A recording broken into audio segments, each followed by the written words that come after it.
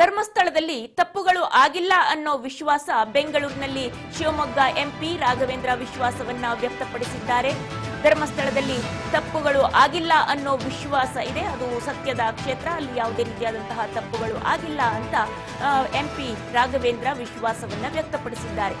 ಯಾವುದೇ ರೀತಿಯಲ್ಲಿ ಧರ್ಮಸ್ಥಳ ಕ್ಷೇತ್ರದಿಂದ ತಪ್ಪುಗಳು ಆಗಿಲ್ಲ ಅನ್ನೋ ವಿಶ್ವಾಸ ಇದೆ. ಧರ್ಮದರ್ಶಿಗಳ ನೇತೃತ್ವದಲ್ಲಿ ಎಷ್ಟೋ ಹೆಣ್ಣು ಮಕ್ಕಳಿಗೆ ನ್ಯಾಯ ಸಿಕ್ಕಿದೆ. ಇಂತಹ ಸಂದರ್ಭದಲ್ಲಿ ಕ್ಷುಲ್ಲಕ ವಿಚಾರ ಇಟ್ಟುಕೊಂಡು ಈ ತರದ ಚರ್ಚೆಗಳು ನಡೀತಾ ಇದ್ದು, ಬೇಗ ತನಿಖೆ ಮಾಡಲಿ, ವಿಚಾರ ಮತ್ತಷ್ಟು ಎಳೆದುಕೊಂಡು ಹೋಗೋದು ಸರಿಯಲ್ಲ. ಹೀಗಾಗಿ SIT ರಚನೆ ಮಾಡಿದ್ದು ಒಳ್ಳೆಯದೇ ಅಂತ ಹೇಳಿದ್ದಾರೆ. ಸ್ವತಃ ಧರ್ಮಸ್ಥಳ ಧರ್ಮದರ್ಶಿಗಳೇ ತನಿಖೆಯನ್ನ ಸ್ವಾಗತ ಮಾಡಿದ್ದಾರೆ.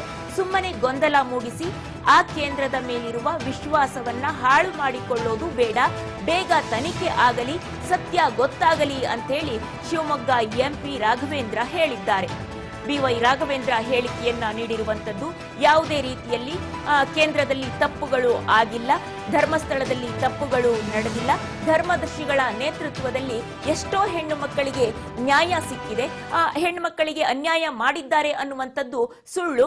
ಯಾವುದಕ್ಕೂ ಕೂಡ ಇದು SITಗೆ ಕೊಟ್ಟಿದ್ದು ಒಳ್ಳೆಯದೇ ಆಯಿತು. ಸತ್ಯ ಆದಷ್ಟು ಬೇಗ ಹೊರಗಡೆ ಬರಲಿ. ಇದೇ ವಿಚಾರವನ್ನ ಮತ್ತೆ ಮತ್ತೆ ಅದೇನ್ನ ಹೇಳ್ತಾ ಕೇಂದ್ರದಿಂದ ತಪ್ಪುಗಳು ನಡೆದಿದೆ, ಧರ್ಮಸ್ಥಳದಲ್ಲಿ ಅನ್ಯಾಯ ಆಗಿದೆ ಅನ್ನುವಂತಹ ವಿಚಾರವನ್ನ ಎಳ್ಕೊಂಡು ಹೋಗೋದು ಬೇಡ, ಆದಷ್ಟು ಬೇಗ ತನಿಖೆ ನಡೀಲಿ, ಸತ್ಯ ಎಲ್ರಿಗೂ ಕೂಡ ಗೊತ್ತಾಗಲಿ ಅಂತ ಹೇಳಿ ಸಂಸದ BY ರಾಘವೇಂದ್ರ ಹೇಳಿಕೆಯನ್ನ ನೀಡಿದ್ದಾರೆ. ಪರಿಣಾಮ ಬೀರಿದೆ ಅಂತ ಕಾಂಗ್ರೆಸ್ ಬಿಜೆಪಿ ಸಹಜ, ಸಾಮಾನ್ಯ ಜನರಿಗೆ ನೋವಾಗಿದೆ. ನಮ್ಮೆಲ್ಲರ ಅಪೇಕ್ಷೆ ಇತ್ತು ಘನ ಸರ್ಕಾರ, ರಾಜ್ಯ ಸರ್ಕಾರ ಭಾಗವಹಿಸಬೇಕು ಅಂತ ಹೇಳಿ. ಧರ್ಮಸ್ಥಳದ ಪ್ರಕರಣಗಳು ಈಗ ರಾಜ್ಯ ಸರ್ಕಾರ SIT ರಚನೆ ಮಾಡಿದೆ ಸರ್. ಸಾಕಷ್ಟು ಕಳೆದ 3-4 ವರ್ಷದಿಂದ ಆ ವಿಚಾರದಲ್ಲಿ ಚರ್ಚೆ ಆಗ್ತಾ ಇದೆ. ಆ ಹೆಣ್ಮಗಳ ಒಂದು ಸಾವಿನ ಬಗ್ಗೆನೂ ಕೂಡ ಒಂದು ಸಮಾಜ ಒಂದು ಪ್ರಶ್ನೆ ಇದೆ. ಅದು ಇಷ್ಟು ಮಾತ್ರ ಹೇಳ್ತೀನಿ, ತನಿಖೆ ಆಗಬೇಕು. ಪ್ರಜಾಪ್ರಭುತ್ವ ವ್ಯವಸ್ಥೆಯಲ್ಲಿ ಯಾವುದಕ್ಕೂ ಕೂಡ ಪ್ರಶ್ನೆನೇ ಇಲ್ಲ, ತನಿಖೆ ಆಗಬೇಕು, ವಿಶ್ವಾಸ ಇದೆ. ಯಾವುದೇ ರೀತಿಯಂಥ ತಪ್ಪುಗಳು ಆ ಕೇಂದ್ರದಿಂದ ಆಗಿದ್ದು ನನಗಂತೂ ಅನಿಸ್ತಾ ಇಲ್ಲ. ಯಾಕೆಂದರೆ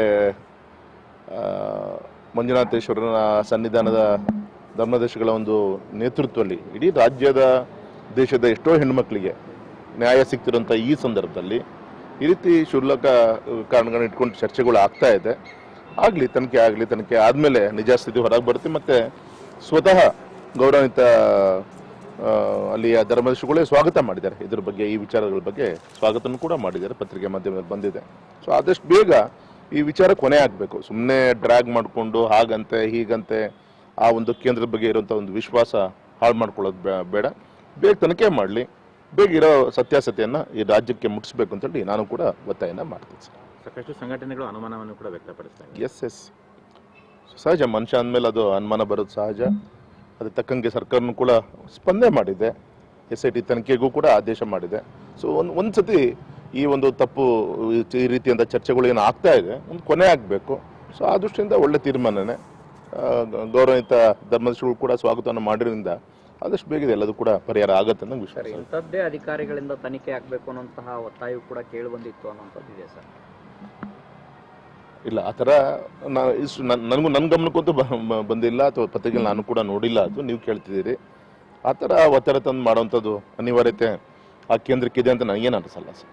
ಸಿಗಂದೂರು ಶಿಷ್ಟಾಚಾರ ಪಾಲನೆ ಜಟಾಪಟಿ ಏನಿದೆ ಸರ್, ಇರುವಂತಹ ಧರ್ಮಸ್ಥಳದ ಪ್ರಕರಣಗಳು ಈಗ ರಾಜ್ಯ ಸರ್ಕಾರ SIT ರಚನೆ ಮಾಡಿದೆ ಸರ್.